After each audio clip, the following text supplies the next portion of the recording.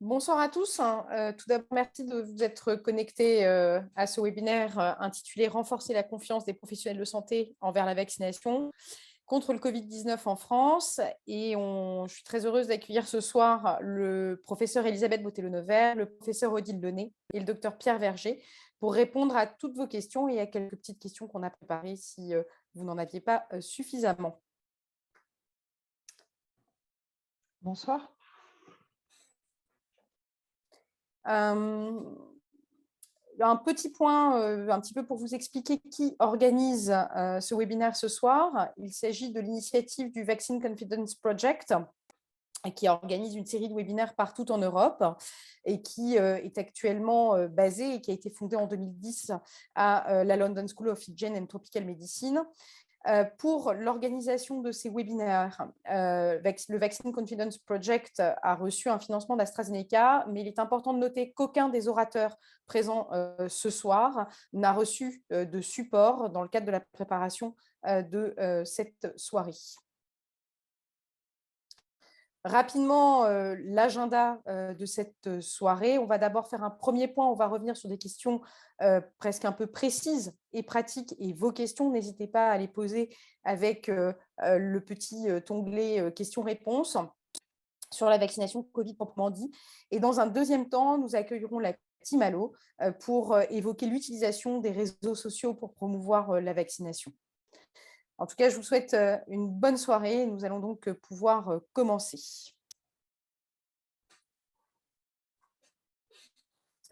Alors peut-être que pour lancer la discussion, on a reçu quelques questions de participants. Peut-être l'idée de revenir sur une question que posent régulièrement les patients, et en particulier pour Odile. Comment a-t-on pu développer finalement aussi rapidement des vaccins contre le Covid-19, aussi sûrs, aussi efficaces? Alors, c'est évidemment une question qui revient très souvent, puisqu'on a l'habitude de dire que pour développer un vaccin, il faut en moyenne 10 ans. Et dans le cadre du Covid, il a fallu moins d'un an entre la déclaration de l'épidémie au 31 décembre 2019 et le début de la campagne de vaccination qui a démarré au Royaume-Uni au mois de décembre, début décembre, et en Europe à partir du 27 décembre. Donc, ça a été quelque chose d'exceptionnel. Et comme vient de le dire Amandine, c'est pas parce que ça a été fait de façon rapide que ça a été mal fait. Et je crois qu'il faut bien comprendre que toutes les étapes garantissant à la fois les données d'efficacité, bien sûr, mais aussi de sécurité et de qualité des vaccins ont été respectées. Alors, comment on a pu aller aussi vite? D'une part, il y avait une urgence sanitaire qui concernait le monde entier. D'autre part, on avait des financements, en tous les cas des financements absolument considérables ont permis que les industriels s'engagent très vite dans la construction de ces nouveaux vaccins. Et puis, à l'occasion des épidémies précédentes avec des coronavirus, il avait été identifié que la protéine spike, la protéine d'enveloppe du virus, permettait d'induire des anticorps potentiellement neutralisants. Et donc, tout de suite, les recherches se sont faites sur cette protéine spike avec là aussi des technologies vaccinales nouvelles, mais qui avaient été identifiées comme permettant de construire très vite des candidats vaccins, donc à la fois les ARN et les vecteurs viraux, qui ont été finalement les premiers vaccins à entrer en clinique, en essai clinique, et qui ont été les premiers vaccins disponibles. Donc je crois que c'est une situation absolument exceptionnelle, et à une situation exceptionnelle, se sont mises en place d'une part des financements exceptionnels, une motivation et un engagement aussi des participants à la recherche qui sont rentrés dans ces essais et qui ont permis de pouvoir recruter très vite des participants et de pouvoir démontrer l'efficacité de ces vaccins. Et puis finalement peut-être un peu de chance parce que les premiers vaccins, j'allais dire, ont été les bons, et on a eu des vaccins avec une efficacité absolument remarquable qui nous permettent aujourd'hui non pas d'avoir une vie normale, mais en tous les cas d'arriver à reprendre une activité à l'hôpital, sanitaire, mais aussi économique et sociale, pas très loin de ce qu'on vivait avant l'arrivée du Covid.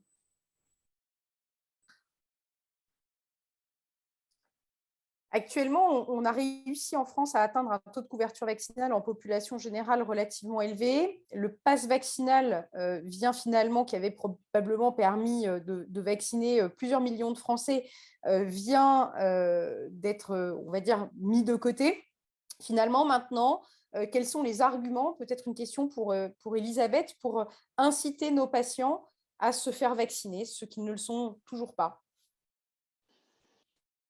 Bonsoir à tous. Merci Amandine pour cette question pas simple, puisqu'effectivement, les personnes qui ne sont pas vaccinées sont des personnes qui n'ont pas, je dirais, été réceptives aux différents messages qui ont pu être donnés depuis le début de la pandémie. Alors, je ne sais pas s'il y a une réponse unique à cette question. Ce qui est probablement important, c'est d'essayer de comprendre qu'est-ce qui fait que justement ces personnes-là ne sont pas vaccinées, pour essayer justement de réfléchir ensemble et de travailler ensemble à quelles pourraient être les motivations qui feraient qu'ils acceptent d'être vaccinés aujourd'hui. Probablement que de donner des informations s'ils souhaitent les recevoir et s'ils ne les ont pas encore reçues sur l'importance de la protection individuelle, parce que, comme le disait tout à l'heure Odile, on est sur des vaccins qui gardent une efficacité très importante, notamment sur les formes graves. Et puis qui ont un impact tout de même encore sur les infections symptomatiques. Donc après, voilà, c'est vraiment une relation avec chaque individu, puisque les personnes qui ne sont pas encore vaccinées à ce stade sont des personnes pour lesquelles, y compris le pass vaccinal, par exemple, n'a pas eu forcément d'impact sur leur décision. On avait reçu une question de participants qui nous a quand même pas mal interpellés, qui pourrait se destiner plutôt à Pierre. Concrètement, comment discuter de la vaccination Covid aujourd'hui avec nos patients? Parce qu'on a vu que c'était un sujet relativement polémique. Et surtout, comment finalement contrer certains arguments d'autorité, certains praticiens ou scientifiques ont parfois eu des discours un peu équivoques, voire même, on va dire plutôt, en mettant en évidence les effets secondaires ou autres de la vaccination. Donc, comment, en tant que professionnel de santé, on peut essayer de revenir dans une relation de confiance et aborder cette question concrètement avec nos patients? Merci Amandine pour cette question très riche et pas très simple non plus. Et bonsoir à tout le monde, bonsoir à toutes et tous. Alors, je peux peut-être essayer de faire une réponse en deux temps. Il y a un premier temps de réponse qui est comment est-ce qu'on peut s'y prendre déjà pour aborder finalement des personnes, des patients qui sont hésitants. Et là, il y a un certain nombre de principes qui viennent beaucoup d'ailleurs de ce qui s'appelle l'entretien motivationnel, dont bon nombre de vous avez entendu parler vraisemblablement, et qui sont des principes de comportement vis-à-vis de patients hésitants qui sont importants pour pouvoir installer une relation de confiance. Et une des premières choses qu'il faut faire quand on a affaire à des gens qui sont hésitants et qui, justement, vous apportent comme ça un certain nombre de choses qui comportent des inquiétudes ou des choses qui viennent, des arguments qui viennent de sites Internet, c'est d'abord d'écouter les patients. Dans un premier temps, écouter les patients, écouter ce qu'ils ont à dire, parce que finalement, c'est quelque chose qui n'est pas fait si souvent que ça. Et les patients qui ont des incertitudes, des doutes, qui se posent des questions sur les vaccins, ont besoin de les exposer en étant écoutés et respectés. Et ça permet, tu viens de citer le mot Amandine, d'installer ou de contribuer à installer une relation de confiance. Et cette écoute, il faut essayer de faire en sorte qu'elle soit faite avec le plus d'empathie possible. Donc ça, c'est une première étape. L'écoute, l'empathie. Un deuxième aspect qui est un petit peu lié à ça, c'est que même si des gens font état de croyances ou d'informations qui peuvent heurter les convictions même et les connaissances des professionnels de santé qui ont affaire à eux en consultation, il est très important de ne pas juger les gens. Il faut ne pas les juger, les respecter, éviter si possible aussi, alors c'est un peu une liste de choses à ne pas faire ou à faire, mais éviter les réflexes correcteurs. Pourquoi éviter les réflexes correcteurs? Quand on est médecin ou quand on est professionnel de santé, on a tendance assez facilement, parce qu'on a été éduqué comme ça pendant toutes nos études, hein, et peut-être qu'on continue après à être assez prescriptif et puis à corriger des choses qui nous paraissent fausses, et c'est une tendance naturelle. Mais il vaut mieux éviter de faire ça face à des patients hésitants, parce que d'abord, il s'agit de leur donner confiance, là encore, et de ne pas rentrer dans une relation où il y en a un qui va être un petit peu le sachant qui va dominer l'autre. C'est le principe de respecter l'autonomie des gens et également de les valoriser. Alors, quand on corrige, on n'obtient pas ces résultats-là, et donc on abîme un petit peu la relation de confiance qui, encore une fois, est extrêmement importante pour essayer ensuite d'aller vers, de prendre un chemin qui va permettre aux gens d'évoluer éventuellement vers une position un petit peu différente. Donc, il y a cette question de l'autonomie, du respect de l'autonomie des gens, du non-jugement. Et puis, il y a une chose dans l'écoute qui est très importante et qui est quelque chose qui s'apprend, qui n'est pas forcément complètement évident à faire, mais ça s'apprend, c'est ce qu'on appelle le reflet. Le reflet, ça consiste à reformuler ce que les gens ont pu dire par rapport à leurs préoccupations pour leur montrer qu'on a bien compris ce dont ils ont fait part, et puis aussi pour essayer de les amener petit à petit, et c'est dans la façon de formuler le réflexe, ça se fait, vers une prise de conscience de leur ambivalence, parce que les gens hésitants, ils sont ambivalents finalement, ils sont un peu dans un entre-deux, ce ne sont pas des gens qui sont ni des gens complètement acquis à cause de la vaccination, mais ce ne sont pas non plus des gens complètement radicalement opposés, ils sont entre les deux, ils se posent beaucoup de questions, et donc montrer qu'on a compris ça, c'est bien, et ensuite ce qu'il faut, c'est essayer petit à petit de trouver le moyen de les amener à formuler, de s'exprimer sur ce qui pourrait les aider à bouger de leur position, à changer d'avis. Donc c'est ce qu'on appelle les reflets complexes. Donc ça peut comporter des formules du type « et d'après vous, qu'est-ce qui pourrait vous faire changer d'avis? Qu'est-ce qui pourrait vous faire évoluer dans votre position? Qu'est-ce qui pourrait faire que vous pourriez changer de comportement ou d'attitude par rapport aux vaccins ?» Voilà.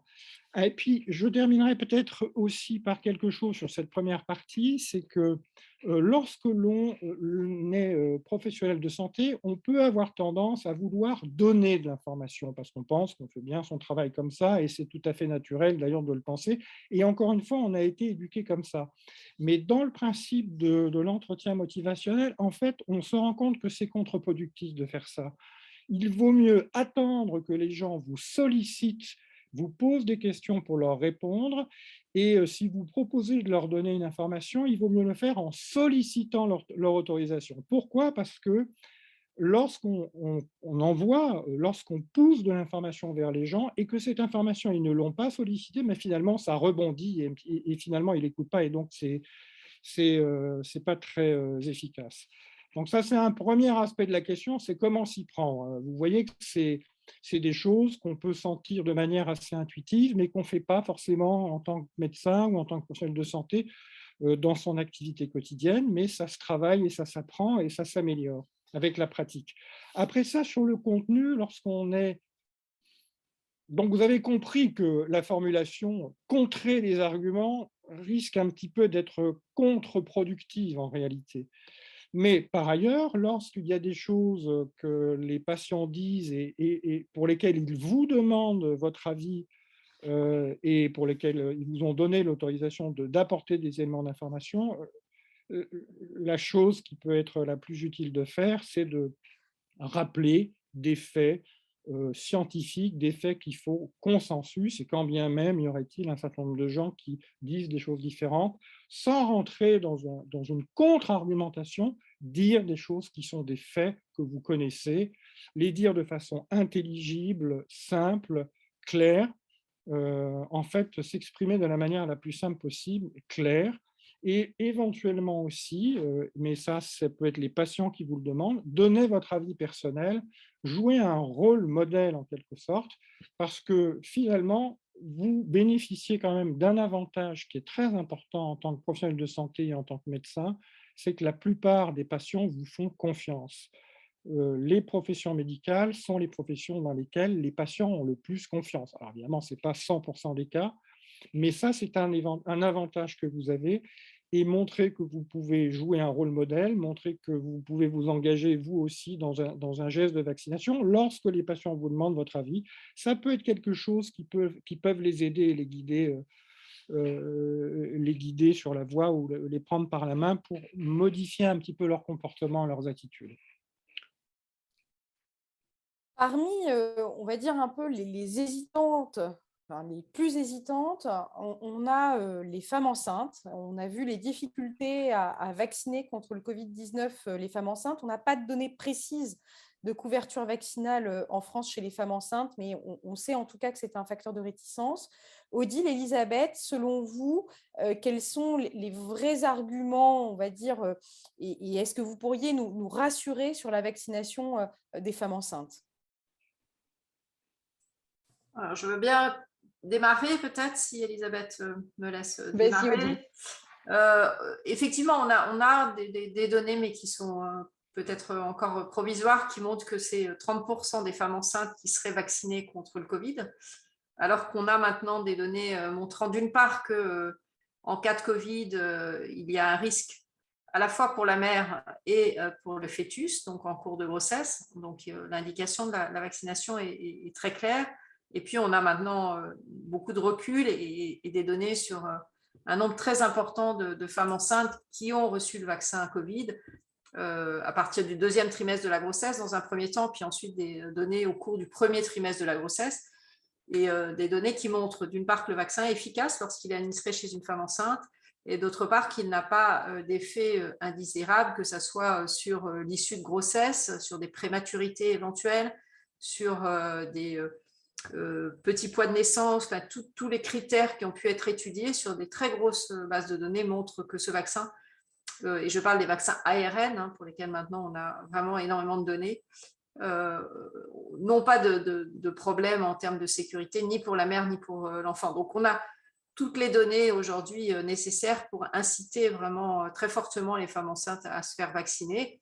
Alors, on avait déjà des difficultés avec la grippe. On sait que les couvertures vaccinales grippe sont très insuffisantes chez la femme enceinte.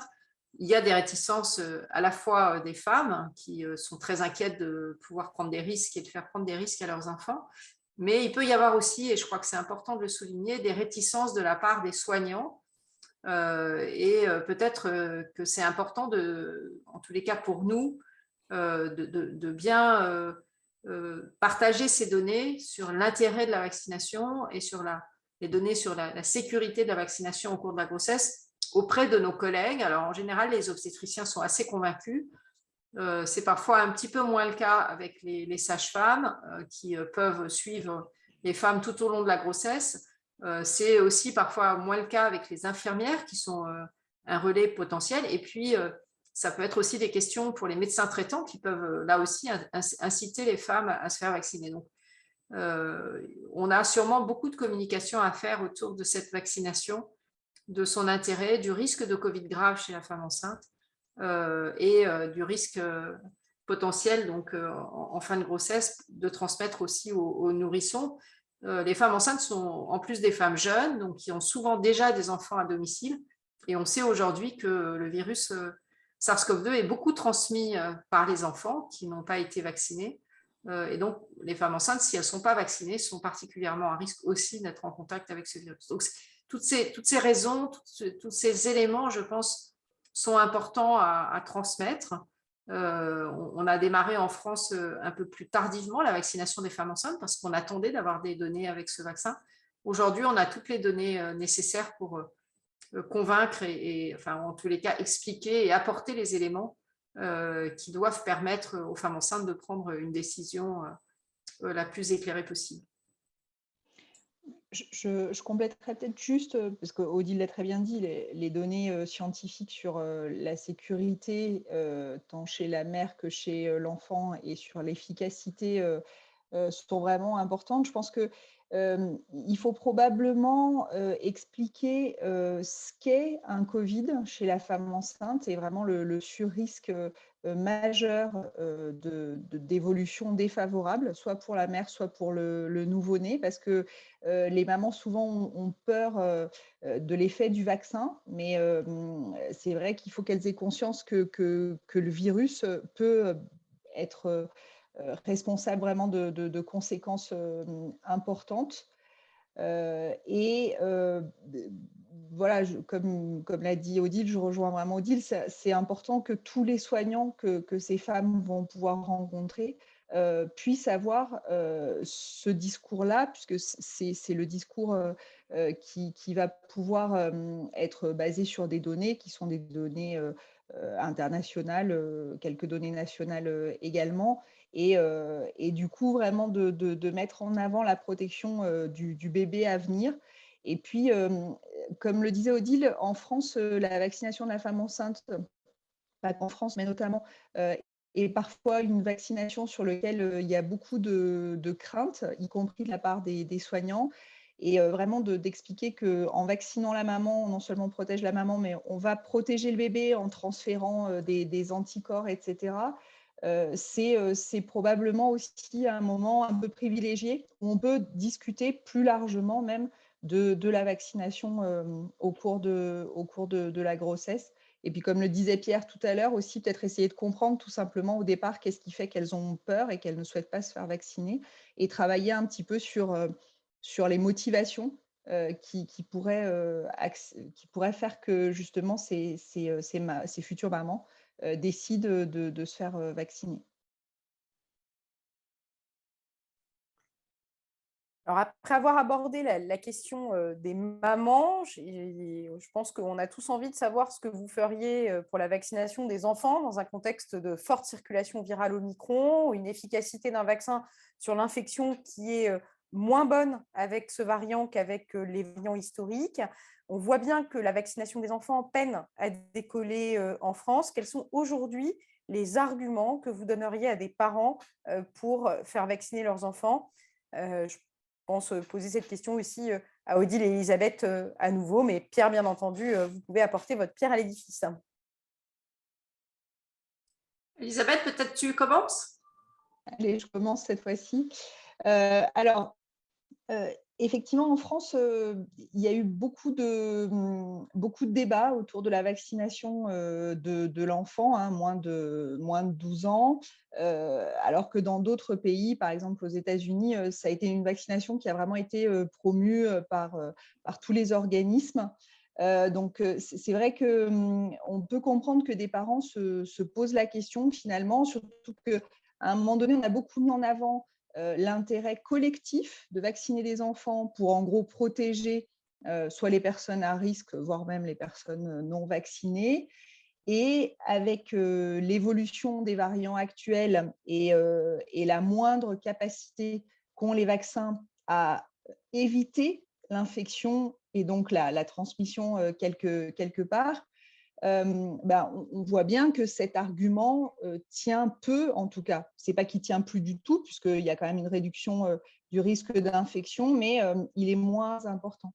Donc, je pense qu'il faut quand même expliquer aux parents que les enfants, même si ils font habituellement des formes, effectivement, et y compris avec les variants plus anciens, Delta, Alpha, par exemple, font moins de formes potentiellement graves, les enfants peuvent quand même éventuellement faire, alors des formes graves, c'est rare, mais éventuellement quand même être symptomatiques pendant plusieurs jours. On parle beaucoup aujourd'hui du Covid long, il y a des cas décrits également en pédiatrie. Et donc, l'intérêt individuel reste de mise, et c'est probablement ça qu'il faut pouvoir échanger et discuter avec les parents. Alors typiquement, Pierre tout à l'heure disait que si on nous pose la question, il faut effectivement pouvoir donner son élément. Alors je ne sais pas si vous me posez la question, mais moi effectivement j'ai une fille qui a 8 ans, j'en ai une qui a 13 ans et qui était déjà vaccinée. Et effectivement, j'ai fait le choix de la vacciner. Et pour autant, ma fille n'a pas de problème de santé particulier parce que, encore une fois, le bénéfice individuel est présent. Et par ailleurs, c'est aussi un argument qui parfois a été donné et qui, moi, je trouve, peut faire écho. C'est que nos enfants, même s'ils ne font pas de forme grave, toute cette pandémie a eu un impact très important sur leur vie sociale, entre guillemets, la scolarité, les activités extrascolaires. Et en tant que maman, pour tout vous dire, ma dernière, elle fait du karaté, et j'étais plus sereine de l'envoyer faire du karaté en étant vaccinée, parce que effectivement, il y a quand même cette protection qui est présente. Et puis, si chez les tout petits, on n'a pas d'informations, il y a quand même des données qui ont été publiées et qui montrent que la vaccination réduit le risque de cette forme grave un peu particulière, le PIMS, qui est cette forme qui peut conduire à distance de l'infection une quinzaine de jours après, les enfants éventuellement dans des états graves et à être admis, par exemple, en réanimation. Et on peut imaginer, même si effectivement on n'a pas de données qui le démontrent, que chez les enfants éventuellement un peu plus jeunes, la vaccination peut également avoir cet intérêt. Donc, c'est vraiment une discussion à avoir avec les parents. Peut-être juste un tout petit mot pour dire qu'effectivement en France, la couverture vaccinale des 5-11 ans est très faible, inférieure à 5%. Elle est très faible aussi chez les enfants à risque, ce qui pose quand même un problème parce qu'ils ont un risque accru de faire des formes graves. Alors, il y a un certain nombre d'explications, peut-être aussi un manque au départ de recommandations fermes de la part des pédiatres qui attendaient d'avoir plus de données sur la sécurité. Et donc, ça a créé peut-être un petit doute sur la sécurité de ce vaccin dans la population et chez les parents. Je crois qu'aujourd'hui, on a des données sur un nombre très important d'enfants. Il y a des pays qui ont très largement vacciné les enfants et des pays proches du nôtre, dans le sud de l'Europe en particulier. Et donc, cette question de la sécurité n'est plus une question qui doit poser des problèmes. Comme l'a dit très bien Elisabeth, ces vaccins ont un impact peut-être moindre sur l'excrétion, sur l'infection et l'excrétion virale. Malgré tout, on a des données qui montrent que ça permet de réduire le risque d'infection, de réduire un peu l'excrétion et la quantité de virus excrété. Donc, on a quand même maintenant beaucoup d'éléments pour penser que le virus va continuer à circuler longtemps.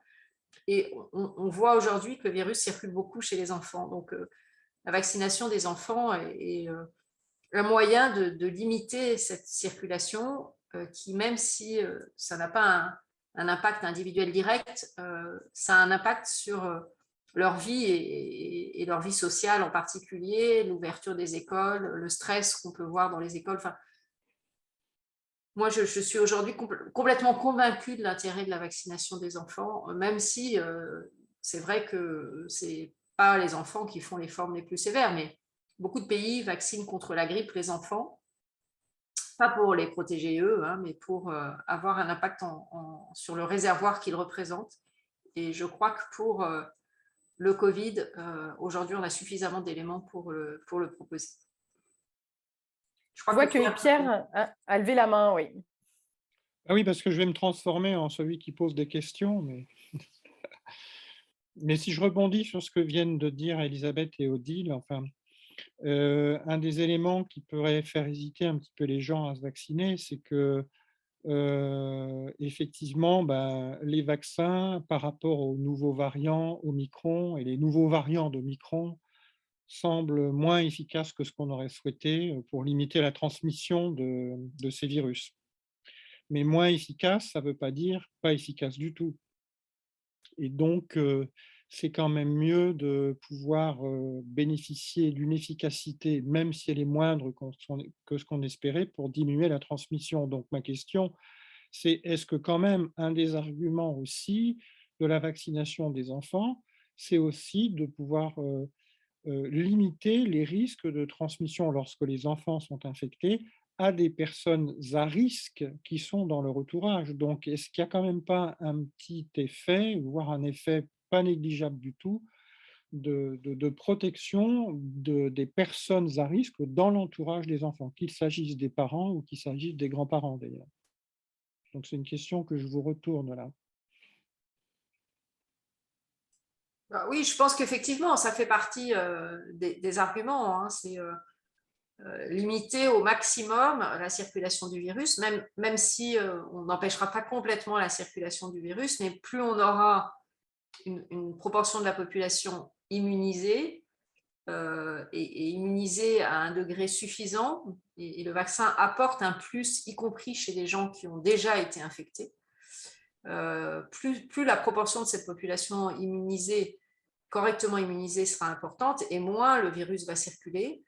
Et donc, bien sûr, la protection des personnes les plus fragiles, les plus âgées, les immunodéprimés pour lesquels les vaccins, malheureusement, n'apportent qu'une réponse partielle, passe aussi par l'immunisation, la vaccination de la population générale. Et de ce fait, la vaccination des enfants est vraiment se justifie par cela. Donc, tu as tout à fait raison de rappeler ça. Hein. Il y a évidemment la protection collective au niveau des enfants, de leurs activités sociales, mais il y a aussi une protection collective et une protection des plus fragiles pour lesquels on sait que malgré 3 doses, 4 doses de vaccin, potentiellement des anticorps monoclonaux lorsqu'ils ne répondent pas à la vaccination, ils sont encore à risque de faire des formes graves et qu'on doit tout faire pour essayer de les protéger. Donc, je suis entièrement d'accord avec toi, Pierre. Je rajouterais que typiquement, ça, je pense que c'est effectivement une discussion à avoir parce que cet argument ne va pas fonctionner pour tous les parents. Et par contre, effectivement, hein, on est tous là-dessus, c'est qu'il y a un impact qui n'est pas aussi élevé qu'il a pu l'être avec les virus très antérieurs. Mais il y a un impact quand même, ça c'est une certitude. Donc ça contribue à l'intérêt de ce vaccin, mais effectivement, ce n'est pas forcément l'argument qui va faire le plus, je dirais, mouche, si je peux m'exprimer ainsi. Mais par contre, bien entendu que dans l'entourage, comme d'ailleurs ça a été vrai depuis le début, hein, dans l'entourage des sujets à risque et des sujets, par exemple, immunodéprimés, vacciner l'entourage, et y compris avec d'autres vaccins que le vaccin Covid, ça fait partie des recommandations et c'est important pour contribuer à la réduction du risque d'infection chez ces individus-là.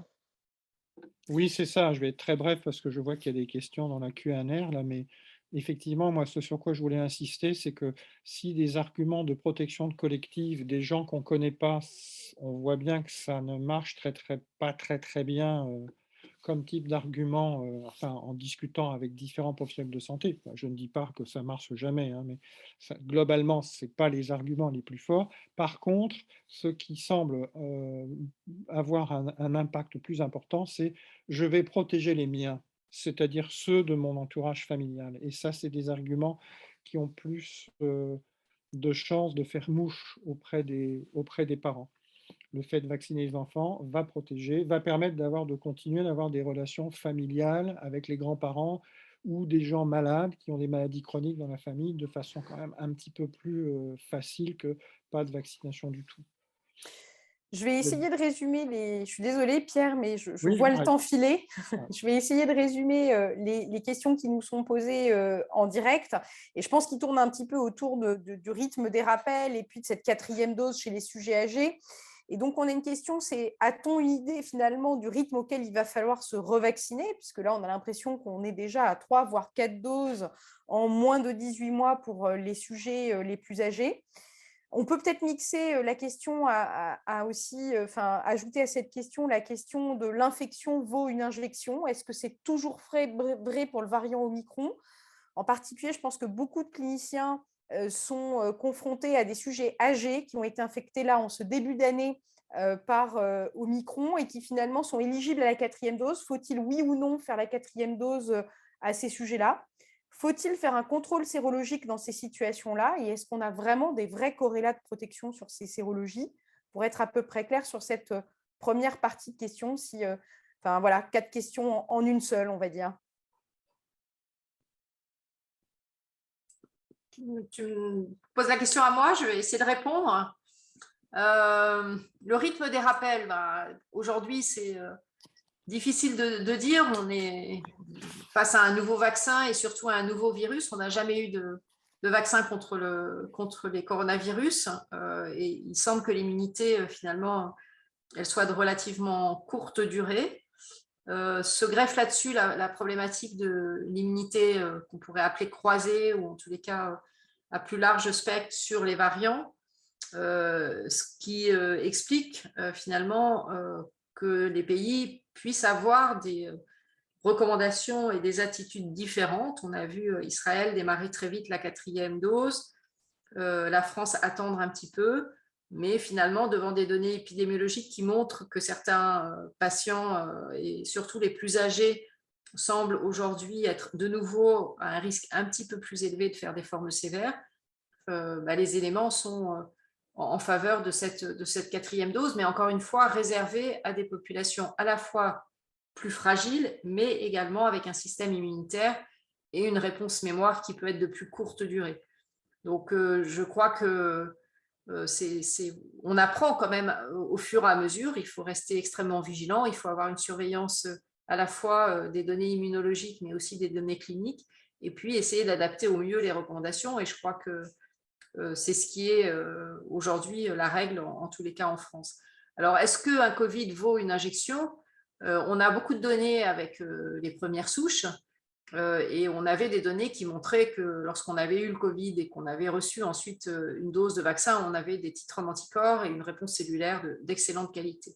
Aujourd'hui, la question qui est posée, c'est avec Omicron, et il y a des données qui sont encore un peu contradictoires, mais on a quand même pas mal de données qui laissent penser que Omicron induit une réponse versus Omicron, mais que cette réponse, elle n'est peut-être pas aussi efficace sur les autres variants.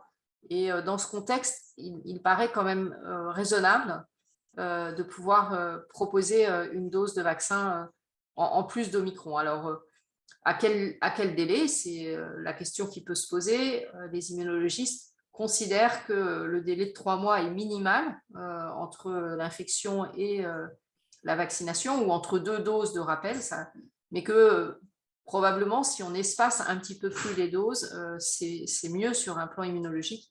Et la dernière recommandation de la HAS pour la 2e dose de rappel est plutôt d'essayer d'attendre 6 mois. Donc ensuite, c'est un peu au cas par cas, j'allais dire, qu'on va réfléchir. Chez une personne très âgée avec beaucoup de comorbidités, on ne voudra pas prendre trop de risques et on aura tendance à proposer la 2e dose de rappel peut-être plus précocement. La place des dosages des anticorps, aujourd'hui, on ne peut pas partir sur des dosages en anticorps pour tout le monde. Je crois qu'on n'a pas de corrélat de protection. On sait que les anticorps sont une part de la protection, mais il y a aussi une réponse cellulaire qu'on ne peut absolument pas évaluer en routine. Donc, la seule place pour l'instant des sérologies, du titre en anticorps, c'est les immunodéprimés, pour lesquels, si les titres en anticorps sont trop bas, on va pouvoir proposer des anticorps monoclonaux. Peut-être que dans l'avenir, on va avoir des corrélats de protection, mais les corrélats, ils ne seront probablement pas qu'un corrélat, c'est-à-dire que pour tel variant, il vaut mieux avoir des anticorps plus élevés, pour d'autres, ça va être différent. Quelle sérologie? Qu'est-ce qu'on regarde? Les anticorps dirigés contre la spike, les anticorps dirigés contre RBD, enfin tout ça, ça reste encore assez flou et il y a encore beaucoup de travail à faire avant de pouvoir proposer en routine un dosage des anticorps pour adapter les rappels et les doses de rappel. Donc, je ne crois pas que pour l'instant, on a la réponse à cette question. Plus précisément, je pense qu'on a une question qui voudrait juste rappeler quel est le seuil de sérologie à partir duquel on dit que les patients sont potentiellement non répondeurs, ou en tout cas pas suffisamment pour partir sur une stratégie de prophylaxie par anticorps monoclonaux. Alors, aujourd'hui, c'est 264, mais il faut faire attention que l'unité reconnue au niveau international par l'OMS, c'est des BAU, hein, donc il faut vérifier que le laboratoire a bien rendu en BAU.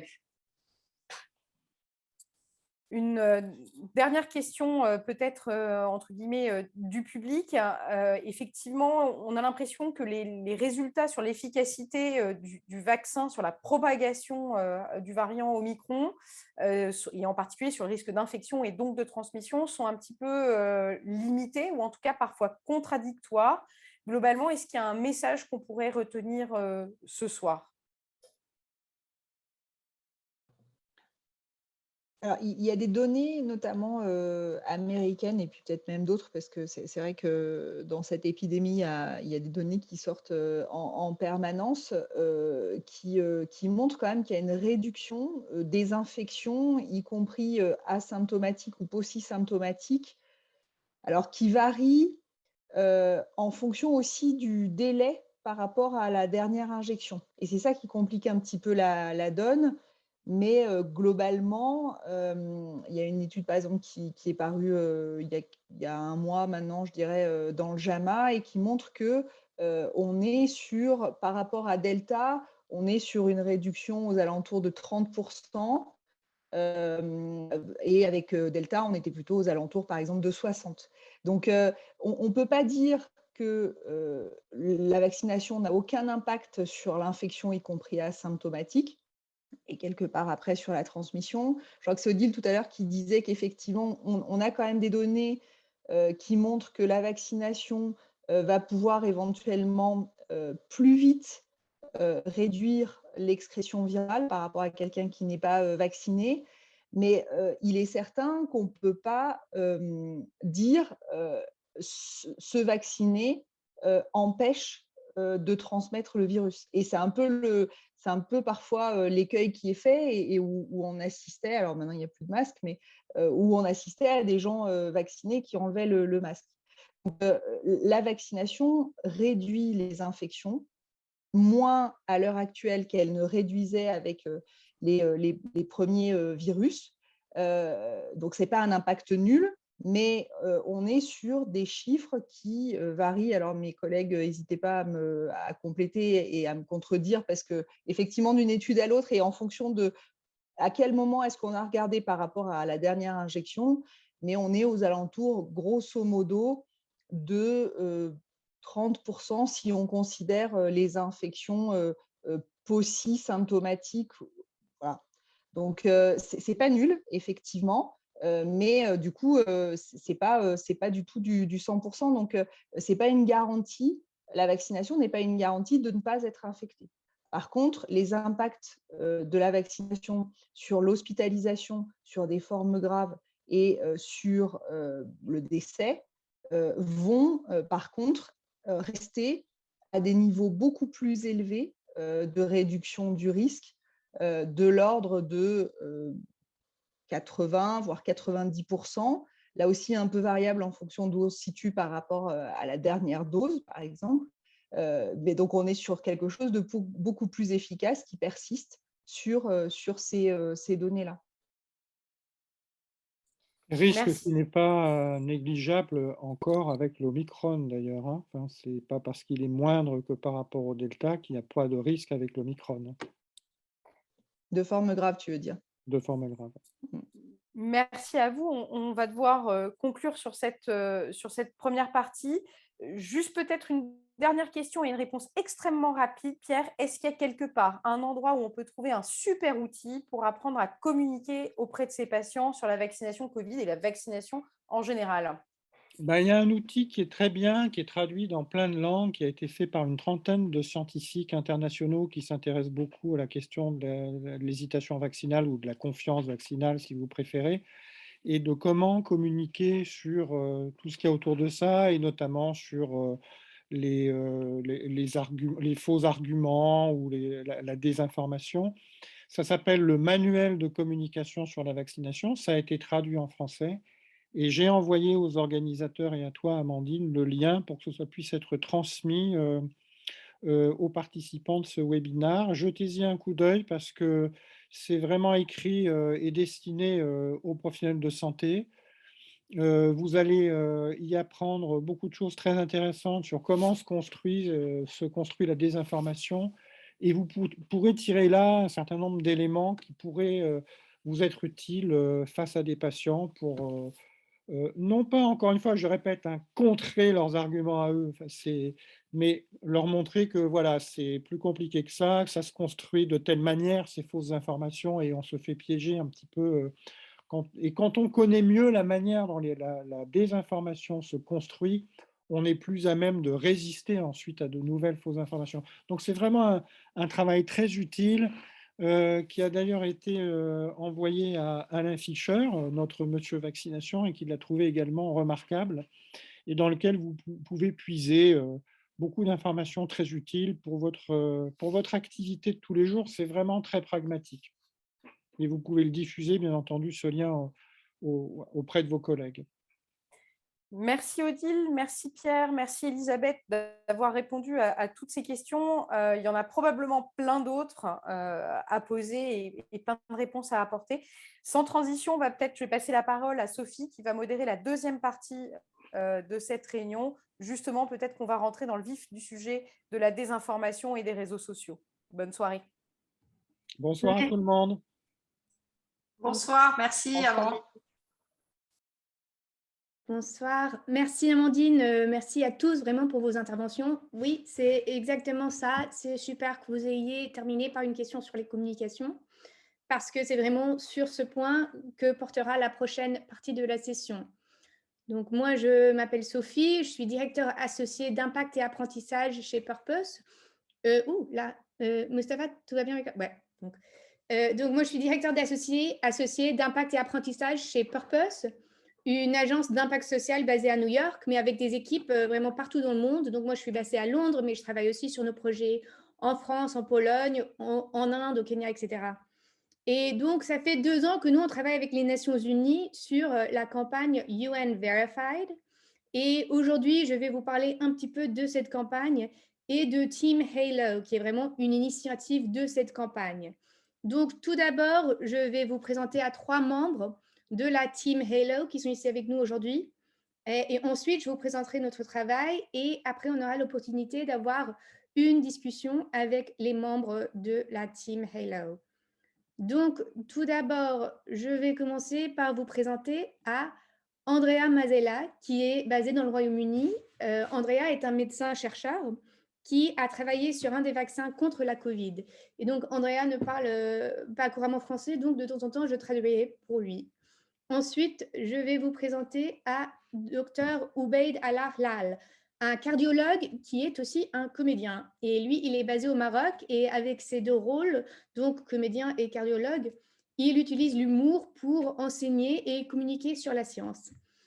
Et puis, finalement, je vous présente Dr Sorel, donc Océane Sorel. Et Océane a obtenu 2 doctorats de l'Université de Liège, mais elle est maintenant basée en Californie où elle travaille sur les herpesvirus humains qui sont associés au cancer. Et elle est basée à l'Université de Southern California dans la Keck School of Medicine.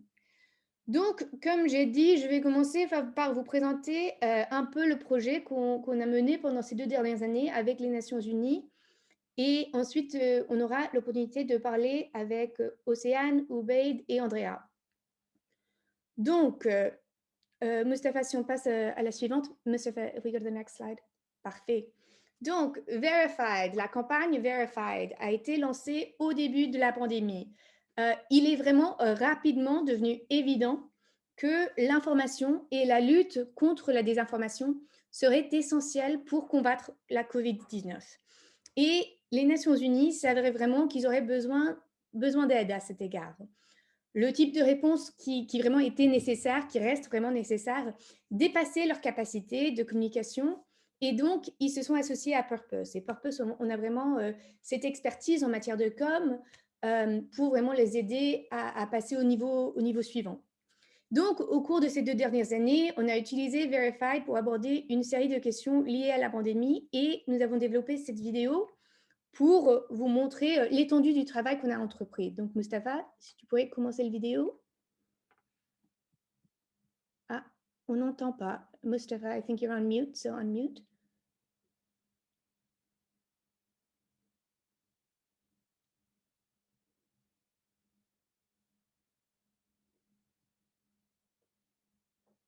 COVID-19 can be characterized as a pandemic.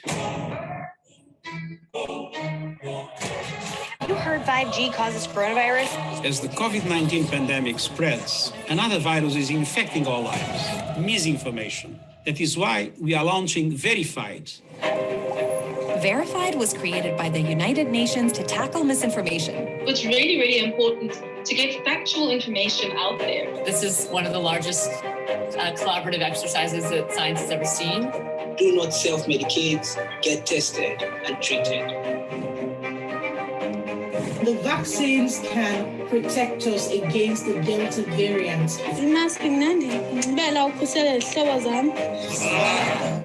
The campaign inspired hope and solidarity for a truly global recovery.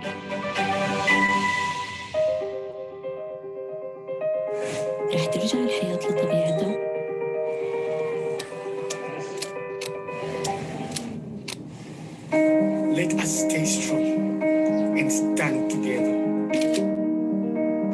Artists, scientists, health workers, and influencers across the globe took part, inspiring people around the world to work together when we needed it most.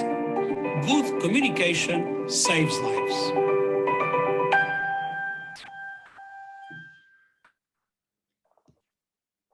Merci, Mustapha. Donc, si on passe à la prochaine... COVID-19 came...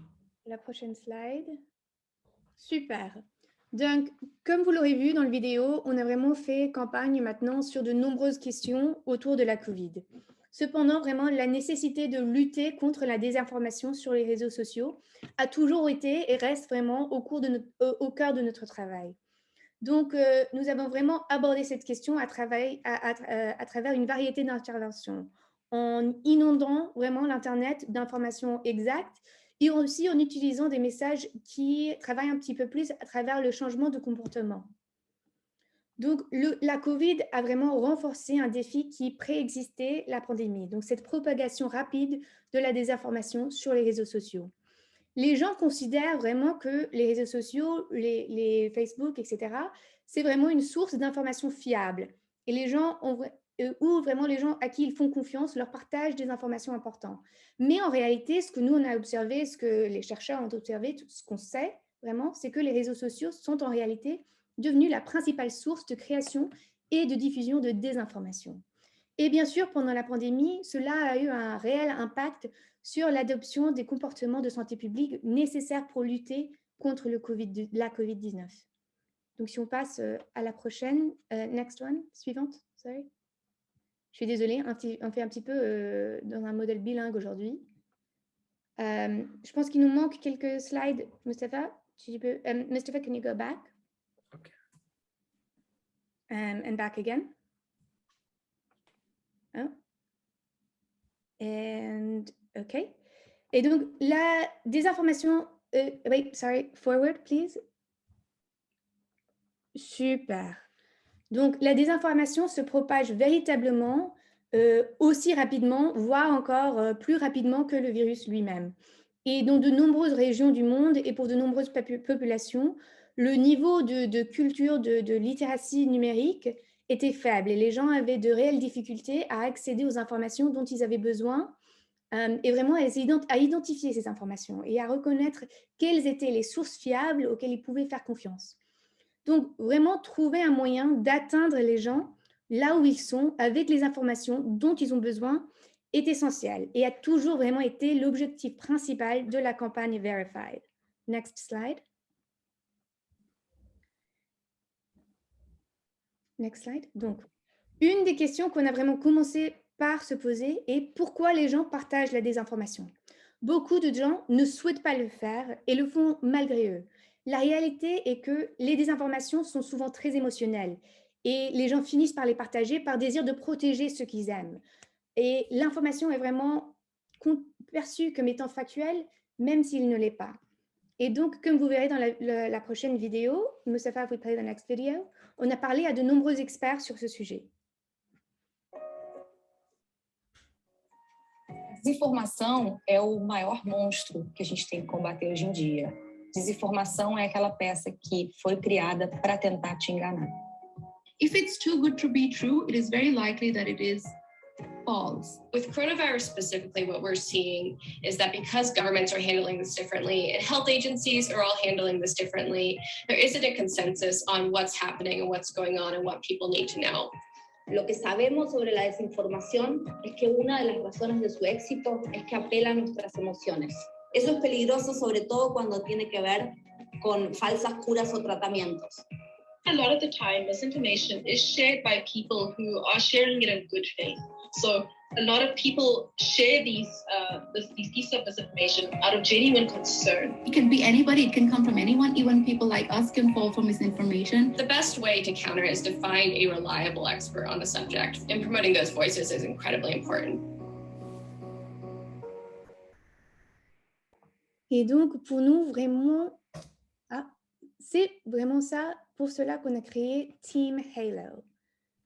Et donc, grâce à nos recherches, à nos observations, il est vraiment apparu clairement que les professionnels de médecins et de la science jouissaient vraiment d'une grande confiance du public. Et nous avons pensé qu'on pourrait utiliser cette confiance pour augmenter la confiance dans les vaccins. Si nous pourrions partager les histoires de ceux qui ont participé au développement des vaccins et ceux qui seraient impliqués dans la livraison des vaccins, on pourrait aider les gens à comprendre le processus derrière son développement et à augmenter leur confiance dans les vaccins. Donc voilà, Team Halo, c'est une équipe globale. Can we go back one slide, please, Mustafa? Team Halo, c'est une équipe globale. C'est une communauté d'experts qui utilisent les réseaux sociaux, surtout la plateforme de TikTok, pour communiquer sur les actions que peuvent prendre le public pour aider à combattre la pandémie. Next slide.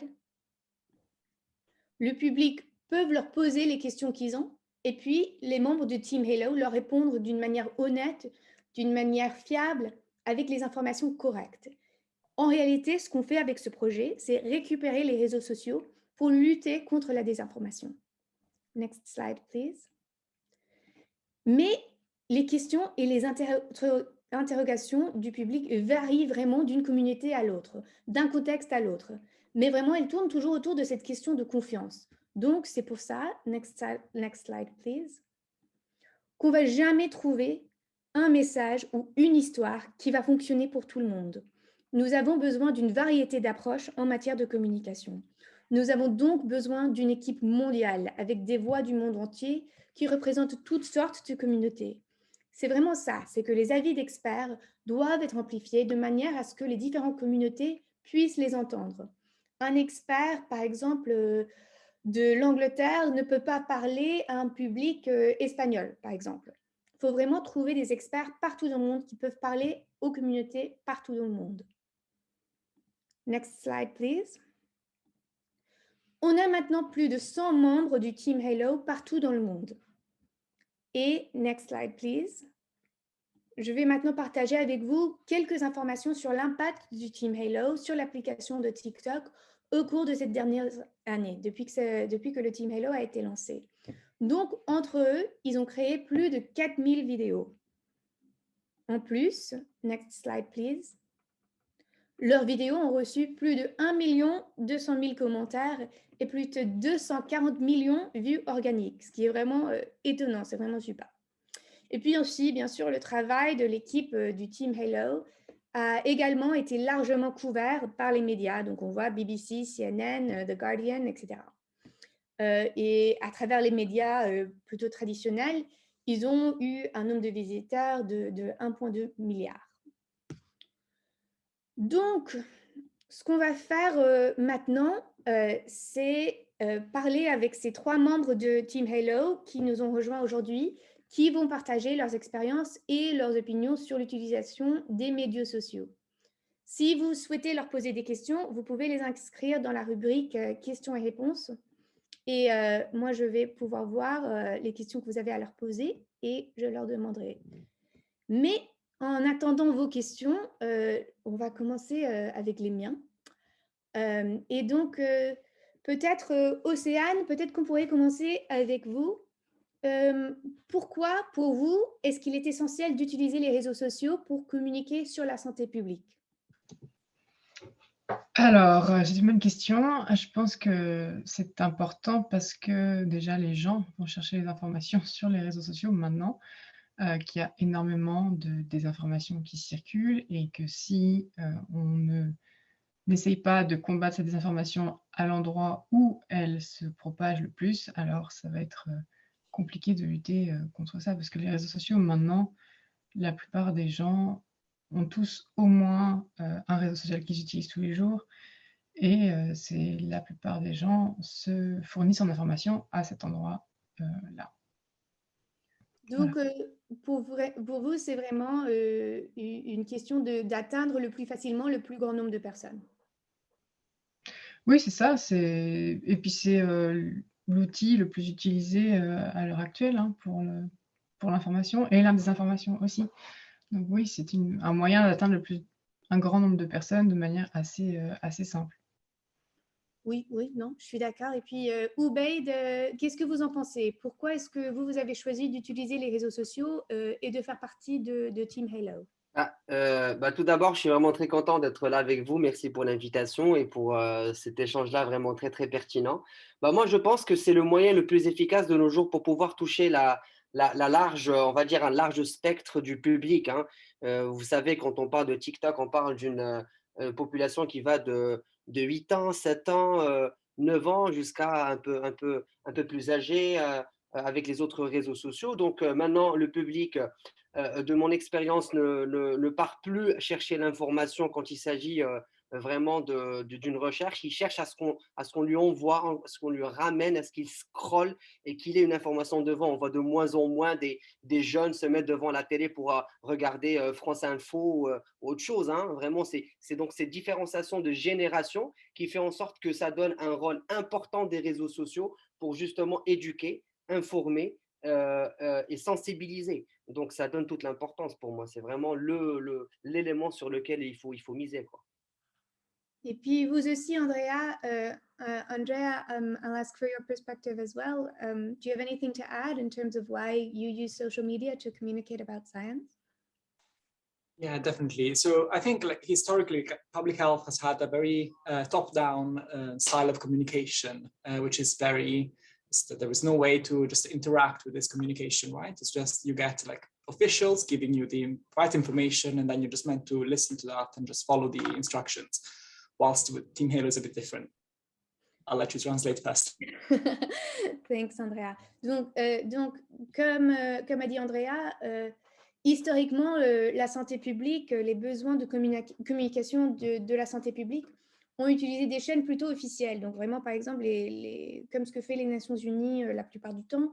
Donc vraiment des chaînes qui étaient très distantes du grand peuple, du grand public, et avec un ton qui n'était vraiment pas accessible nécessairement. Donc c'est vraiment cette question de changer la dynamique avec Team Halo et d'utiliser un système plutôt bottom-up que top-down. Andrea, do you have anything you want to add? Yeah, so I think the key is really the interaction that you can have on TikTok specifically. So people can leave comments and then I can decide to make a video reply to that comment. So many of the questions that people ask, they wouldn't be able to ask anyone else. Maybe they wouldn't go to the doctor to ask that question, or they just can't. And so for them, it's really easy. They just see me and then they randomly put the question, and then I can pick that up. And maybe it's a question that, well, usually questions are always very similar. So loads of other people can see that reply. Donc aussi, c'est cette question de dialogue qui existe vraiment sur TikTok, où les gens peuvent demander à un membre de l'équipe Team Halo une question qu'ils n'ont personne d'autre à qui pourrait le demander. Ils n'ont personne d'autre à qui ils peuvent poser cette question.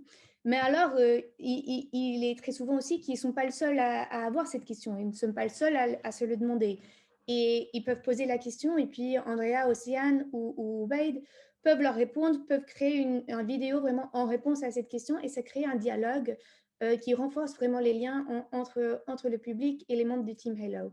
Et puis, je vais juste vous demander à tous les trois, Océane, Obeid et Andrea, puisqu'il y a une question dans le chat, êtes-vous sur Twitter ou Facebook ou est-ce que vous utilisez seulement TikTok? Est-ce que vous avez utilisé les autres plateformes? Océane, peut-être qu'on commence avec vous? Ouais. Alors, moi, j'utilise très peu TikTok. Je reposte de temps en temps des vidéos, mais moi, je suis sur Instagram surtout et un peu sur Facebook. C'est vrai que non, je ne suis pas du tout TikTok. J'ai beaucoup moins d'abonnés sur TikTok que sur Instagram. Donc c'est vrai que je suis un peu je sais que la plupart des gens chez Team Allo sont plutôt sur TikTok, mais c'est pas. J'avais commencé sur Instagram avant de rejoindre la Team Allo, en fait. Voilà. Super. Et Ubaid et Andrea, est-ce que vous utilisez des autres plateformes aussi ou seulement TikTok? De ma part, j'essaie un peu de m'aligner sur toutes les plateformes pour pouvoir un peu toucher toutes les catégories. Initialement, j'étais sur Instagram et puis et sur Facebook aussi. C'était vraiment une dynamique en parallèle. Et après, j'ai rapidement intégré aussi TikTok parce que j'ai vu qu'il y avait vraiment un afflux très, très important pour ça. Donc, pour moi, j'essaie vraiment d'être présent sur les trois, quoi. And Andrea, do you use other platforms? So I split them by language. So I speak English and Spanish on TikTok and Italian on Instagram. I'm not that active on Instagram, to be honest. And I do use Twitter, but just as a professional tool rather than to do science communication. Donc, Andrea utilise l'anglais et l'espagnol sur TikTok et puis italien sur Instagram. Et après, il utilise aussi le Twitter, mais pas pour les activités de Team Halo. Donc, peut-être que pour la prochaine question, Ubaid, je pourrais commencer avec vous. Oui. Quelles sont les idées fausses les plus répandues sur la COVID-19 dans les médias sociaux? Quels sont les points de désinformation que vous voyez le plus souvent? Enfin, vous savez, moi, j'ai une histoire assez particulière avec mon début de sensibilisation médicale dans les réseaux sociaux parce que, vous voyez, moi, j'ai une communauté plutôt marocaine, donc nous avons un peu l'exemple africain où ça a commencé par une vidéo où il y avait certaines personnes ou même des influenceurs ou des influenceuses qui disaient que la Covid n'existait pas dans le monde. Donc, vous voyez, on part vraiment d'une idée que le virus n'existe pas, c'est une invention de je ne sais pas qui. Franchement, on fait ça pour avoir je sais pas quoi. Donc, on a commencé vraiment du début pour expliquer aux gens que éventuellement ce que c'était un virus, ce que c'était les symptômes qu'un virus pouvait donner, et puis voilà, ainsi de suite. Après, donc du coup, moi j'ai vu que ça se répandait un peu partout dans le monde. Donc, c'est comme ça, moi, en fait, que j'avais fait un peu le buzz au Maroc parce que j'avais répondu d'une manière qui utilisait un peu l'humour, mais on va dire que c'était un coup de gueule, mais humoristique en même temps, où les gens ont trouvé que finalement, ça changeait la mentalité quoi, des gens. Et au fur et à mesure, après, j'ai pu avoir à travers des chaînes nationales aussi pour expliquer que le vaccin n'était pas, on va dire, une puce qui allait s'intégrer dans le corps des gens pour avoir les informations tout au long de ta vie, quoi, qu'on était connecté pas avec des machines ou je sais pas quoi. Donc, je devais absolument expliquer le cheminement, expliquer ce que c'était un anticorps, ce que c'était un vaccin, ce que c'était l'ARN, ce que c'était l'ADN. Donc vraiment, c'était vraiment, on va dire, des idées qui étaient complètement fausses, on va dire, qui sont basées sur la peur et qui sont basées sur on va dire, l'inconscience du public. Donc moi, j'ai joué sur ces axes-là pour essayer de les mettre en confiance, pour essayer de les orienter plutôt à comprendre et à accepter que le virus soit là et respecter les gestes barrières. Et en second plan, à pouvoir dire que le vaccin joue un rôle important et primordial dans la protection, on va dire, civile. Voilà. Et Océane, de ta perspective, comment est-ce que la désinformation est générée et pourquoi est-ce qu'elle se répand tellement dans le contexte du Covid-19? Alors, comment elle est générée? Ça, c'est une bonne question. Je ne sais pas vraiment, honnêtement, comment elle est générée, mais le problème, c'est qu'une fois qu'elle est générée, les gens l'amplifient, la partagent. C'est sûr qu'une fake news qui fait bien peur est plus facilement partagée que la réalité des faits. Et malheureusement, après, c'est difficile de contrôler. Une fois que c'est devenu exponentiel, ça devient compliqué. Mais après, la création de fake news, je sais qu'il y a des gens qui en profitent financièrement, hein, de toute façon, c'est sûr. Après, exactement la genèse d'une fake news, je ne sais pas exactement. Peut-être que d'autres personnes ont plus d'informations là-dessus. Andrea, tu lèves la main? I think that there's an interesting aspect in that every bit of disinformation always starts from a grain of truth.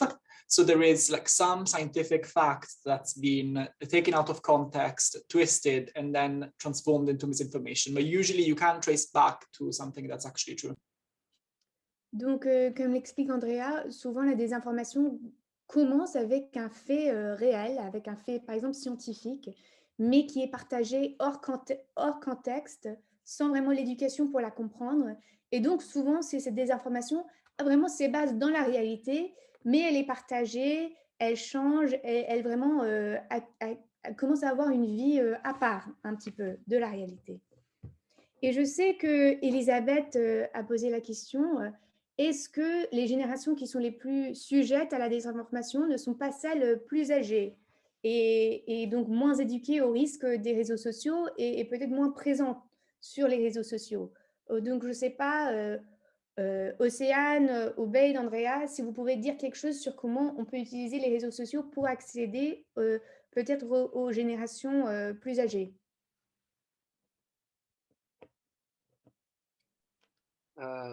Moi, je pense que tout dépend de l'utilisation des réseaux sociaux par ces sujets qui sont par les sujets âgés, parce que tout dépend de l'ethnie, tout dépend de là où on est. Moi, je pense que, enfin, de mon expérience personnelle, tout dépend de la personne qui émet l'information. Est-ce que c'est une personne de confiance ou pas? Après, tout dépend du niveau intellectuel du pays dans lequel on est en train d'essayer d'agir. À vrai dire aussi, j'ai une expérience en France parce qu'actuellement, je pratique en France. Et là aussi, on peut avoir, on va dire, des idées fausses qui sont acceptées par tout âge. Par tout âge. Hein, ça part vraiment de 16 ans jusqu'à 80 ans. Mais on va dire plutôt que les plus jeunes sont beaucoup plus rebelles, on va dire. Ils sont beaucoup plus dans le questionnement, dans la remise en question. Et on va dire les sujets qui sont beaucoup plus âgés, d'une génération autre que celle-là, ils sont beaucoup plus dans l'écoute et dans le suivi de la chose. Après, il y a aussi des différenciations et je vous l'ai dit, ça dépend du niveau intellectuel de chaque, et ça dépend aussi de la stratégie mise en place par l'État en question du pays, quoi. Oui, non, je pense que vous avez vraiment raison. Et puis aussi, même comme avec les vaccins, il y a vraiment cette question de communiquer avec les jeunes pour qu'eux, ils communiquent avec ceux qui les entourent aussi. Je pense que Ouais. c'est important comme opportunité que offrent les réseaux sociaux. Et puis Pierre, Pierre, je vois que tu as levé le main. Ah, et il y a une question dans le chat. Donc, est-ce que un des membres de Team Hello qui est ici avec nous pourrait parler un petit peu des mécanismes de la construction de désinformation et la façon dont elle joue sur les ressorts psychologiques? Ah, donc c'est moins une question, c'est plutôt donc que Pierre nous dit que ces mécanismes de la désinformation sont vraiment bien expliqués dans le manuel de communication sur la COVID. Donc encore le lien vers ce manuel est dans le chat et vous pourrez l'utiliser pour trouver un petit peu plus d'informations sur ceci. Et donc, peut-être, Océane, vous pourrez nous dire où est-ce que vous trouvez les fausses informations? C'est les patients, c'est les collègues, c'est les amis, la famille? Où est-ce que vous voyez le plus de désinformations autour de vous? La désinformation, c'est en général, c'est les gens qui viennent me les partager dans les messages privés. Moi, c'est essentiellement comme ça que je me rends compte qu'il y a des fake news qui circulent. Les gens me partagent des liens, des vidéos, ils me disent qu'ils ont entendu ça, etc. Et donc, quand il y en a, voilà, en fonction de... On voit très bien dès qu'il y a un truc qui sort sur YouTube ou Twitter, en général, j'ai 50 messages dans ma boîte privée. Et donc, c'est comme ça que après, je débunk chaque information une par une. Mais oui, voilà, c'est ça. Et c'est souvent les mêmes qui partagent de la désinformation, enfin, qui la créent et après qui la partagent, malheureusement. En tout cas pour le Covid, en ce moment, c'est souvent les mêmes. Et Ubaid et Andrea, où est-ce que vous trouvez les fausses informations? Bah, un peu pareil, parce que franchement, quand on regarde un peu les réseaux sociaux, on trouve des informations qui sont fausses. Moi, je trouve que ce qui est initial, c'est le manque de...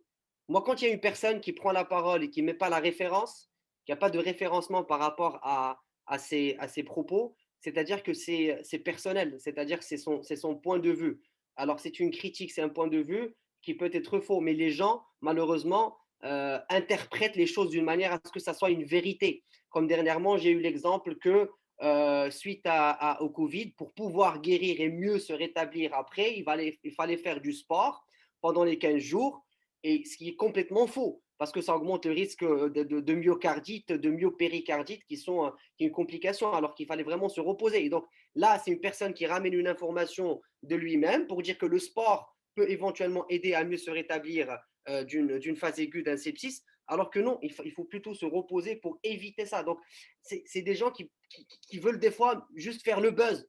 Que des fois, il y a des gens qui juste veulent se montrer, qui sont là aussi à avoir un peu de place dans les réseaux sociaux. Mais malheureusement, ça a des répercussions qui sont on va dire, péjoratives. Et heureusement, on est tous là pour essayer de rétablir un peu l'équilibre.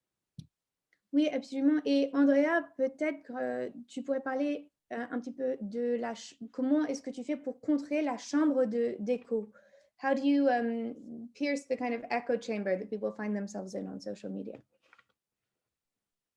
I think when you have like a decent following on social media, you start getting sometimes targeted by like hardcore anti-vaxxers, and so in that way the echo chamber just gets down, and then you get like all the disinformation directly at you. And so that's also in a sense it's a good thing, because you can just understand exactly what's the latest misinformation. So sometimes you hear it from the source, and then you can we have like a WhatsApp group, for example, with other Team Halo people, so we share the latest misinformation among us. But yeah, that's one way. We just get it directly from anti-vaxxers.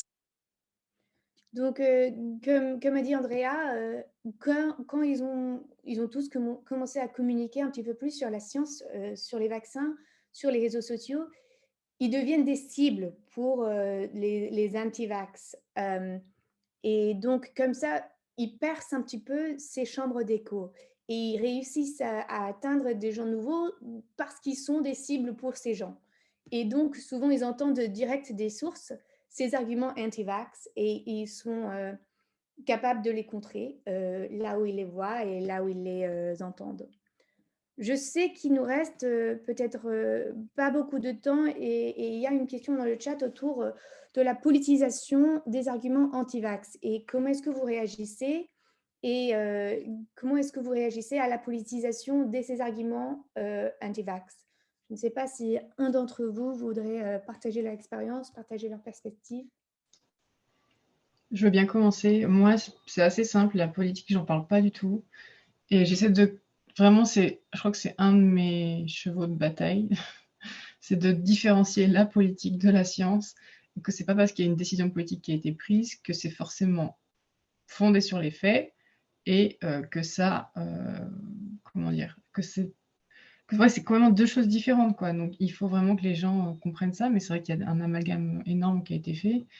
Voilà, il y a eu des erreurs de part et d'autre, je pense, mais la communication scientifique est difficile à faire quand on mélange politique et science, et je pense qu'il faut différencier les deux. C'est pour ça que je commande jamais tout ce qui est pass sanitaire, port du masque. J'explique pourquoi le masque est important, basé sur des faits, des études, etc., mais je ne commenterai jamais des décisions politiques, parce que je ne veux pas que les gens, justement, fassent l'amalgame entre les deux. Même si j'ai mon propre avis à moi, j'essaie de ne pas donner mon opinion, en fait. Et je pense que c'est ça qui fonctionne, parce que j'ai même des gens qui sont anti-vax qui me suivent et qui ne sont pas agressifs, qui respectent, et il y en a même qui ont changé d'avis. Donc, je pense que ça a un peu joué sur ce genre de voilà. Et c'est ce qui, d'ailleurs, je sais ce que j'entends de ces gens-là. Ils me disent, je suis anti-vax. Il y a des gens qui disent, je suis anti-vax par principe, mais j'aime bien te suivre parce que j'aime bien comprendre. Donc, en fait, c'est assez paradoxal, hein, mais ils aiment bien comprendre, mais d'un autre côté, ils n'iront jamais se faire vacciner par principe, ce qui est parfois c'est un peu difficile à suivre. Mais voilà, du coup, voilà, mais c'est important, je pense, de faire la différence entre les deux. Super. Et Ubaid ou Andrea, est-ce que vous voulez rajouter quelque chose?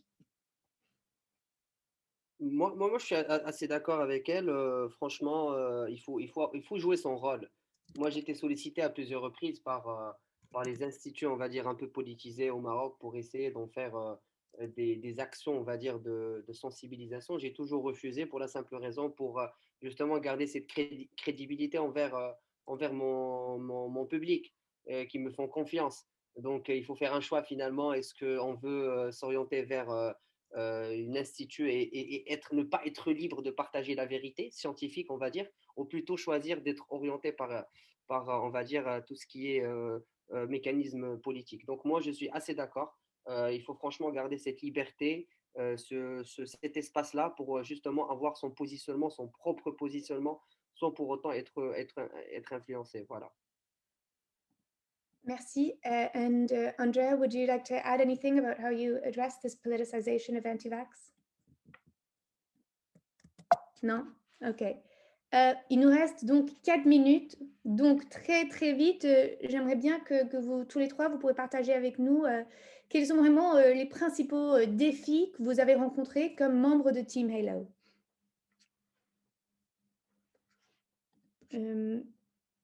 Andrea, do you want to start? What are the main challenges you encountered as a member of Team Halo?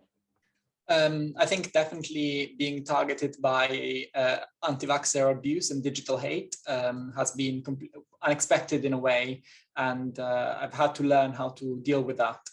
So there are a lot of tools that you can use from the Center of for Countering Digital Hate that are really helpful. But yeah, it's really like, particularly when a video becomes viral, then all of a sudden you get thousands of comments directly abusing you, and even if like on a rational level you understand that you shouldn't take it personally, it still affects you. So it's really tricky to learn how to just distance yourself from that and avoid replying, because that's the difficult part. Donc ce qu'a dit Andrea, c'est vraiment cette question d'être cible des anti-vax, des personnes anti-vax. C'est vraiment un des défis les plus importants, et vraiment aussi d'être patient et de ne pas répondre directement, c'est aussi quelque chose de très difficile. Ubaid, Océane, est-ce que vous voulez ajouter quelque chose, partager vos défis? Ben, moi, je suis d'accord avec Andrea, c'est exactement ça. Le plus dur, c'est de tenir sur la distance. Je pense que moi, ça fait un peu plus d'1 an que je fais ça. J'ai gagné beaucoup de following très rapidement, ce qui a un peu dépassé, ça m'a un peu dépassé à un certain moment. J'arrive à gérer plus ou moins les discours de haine. On nous insulte, voilà, et si ça devient, on nous persécute un peu quand même, hein. C'est sûr qu'on est la cible numéro 1, voilà, mais je pense qu'il ne faut pas oublier de se ménager, surtout au niveau santé mentale. Moi, je suis personnellement sur une pause là depuis à peu près 1 semaine, parce que mentalement, j'ai un peu de mal en ce moment.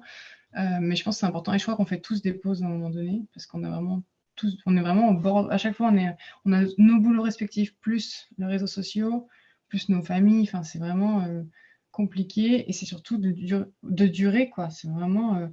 Ça fait plus d'1 an moi, ça fait plus d'1 an que je fais ça. Il y en a des gens, ça fait plus de 2 ans. Ça fait 2 ans, plus de 2 ans qu'ils font ça. Au bout de plusieurs mois, il faut faire attention au burn-out et à pas s'oublier. On veut aider, mais à un moment donné, si mentalement ça va plus, on ne peut pas non plus aider tout le monde, donc il faut aussi se préserver. Et même si j'arrive pas trop mal à ignorer les discours de haine, je bloque systématiquement les gens.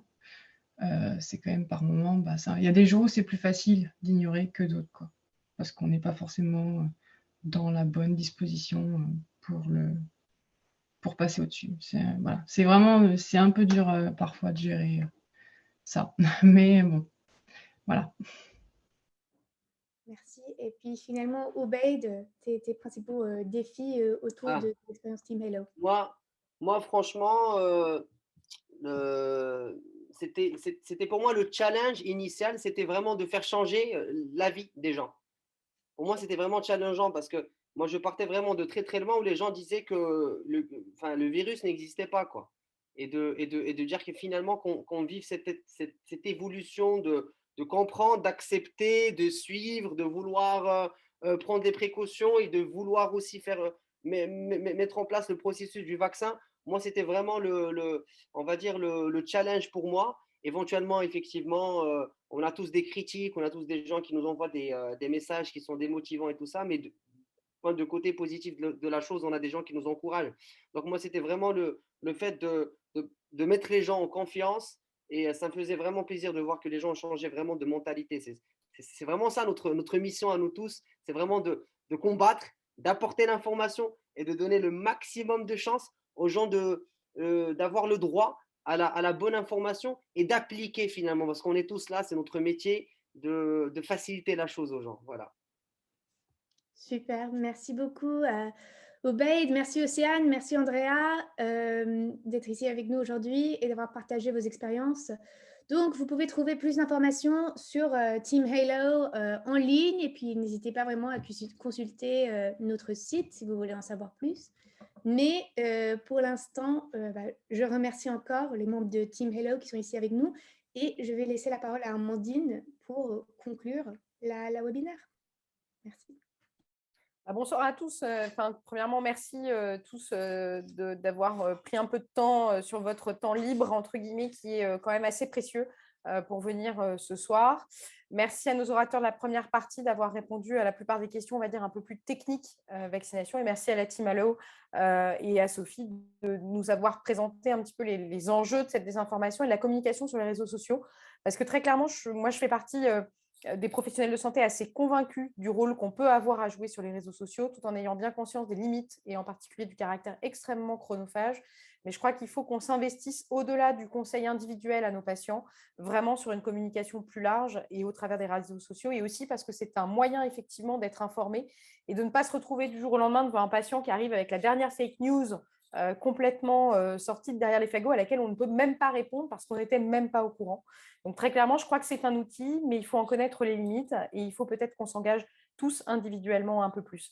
En tout cas, merci beaucoup et merci au Vaccine Confidence Project d'avoir organisé ce webinaire et merci à tous ceux qui se sont connectés ce soir.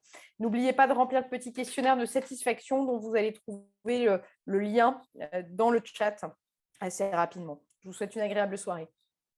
Elisabeth voulait prendre la parole, je crois. Et non, je rajouterais juste un mot, et je pense que ça a été ce qui a été redit par la team Hello, c'est que c'est très important d'être dans une communication basée sur les faits et positive et pas en réaction, parce que quelque part, on ne s'en sort pas.